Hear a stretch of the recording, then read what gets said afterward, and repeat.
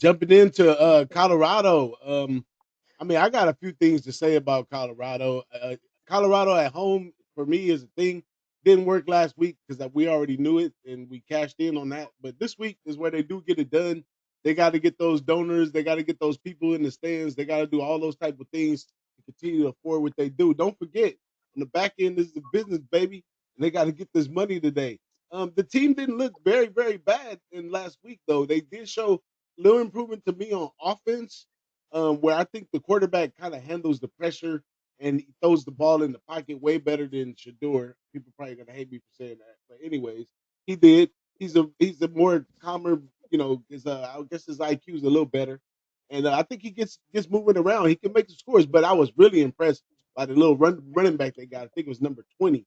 This guy was like a little small dude bulldozer, which is a scheme that a lot of the newer coaches are using. These really short, like buff, stocky guys to run the ball, and it gives the harder to find those guys coming out the hole. So and then they have a low center of gravity, so they're able to get you on impact.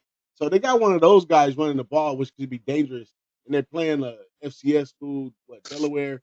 So they're gonna be able to exploit all of that and the wide receiver room. They're gonna be able to get the ball out to the wide receivers. Nothing like you seen last week will be this week. You got anything on that one, Big Ragu? Yeah, I got an opinion. I got an opinion on this one. From the takeaway from last week versus Georgia Tech, I'm a big Georgia Tech fan of Brent Key. Yep.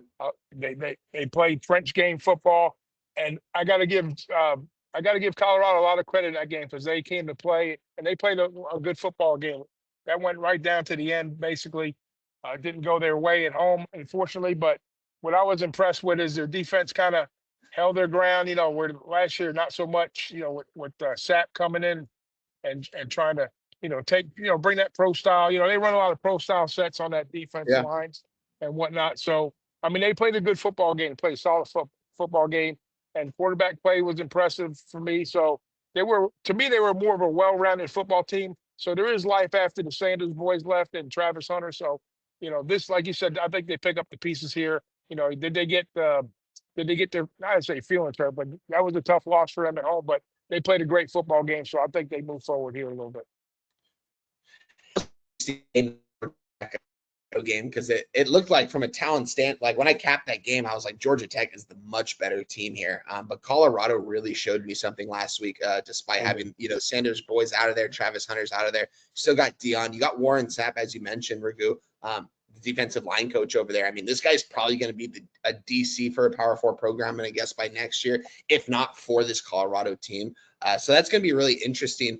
What's the number currently sitting on this Colorado game right now, Doc? You know what? 20, I only 20, get 23 and a 25. half. I'm seeing 23 and a half right now, minus 115 against Delaware. Yeah. I like it with you guys. I think Colorado should blow these guys out. I mean, Dion already said that he's probably going to play Julian Lewis in this game too, which means that they're probably going to break the doors off these guys. It's going to be interesting to see. I think Colorado's the side here, though, at home in Boulder, coming off a good showing against Georgia Tech. I like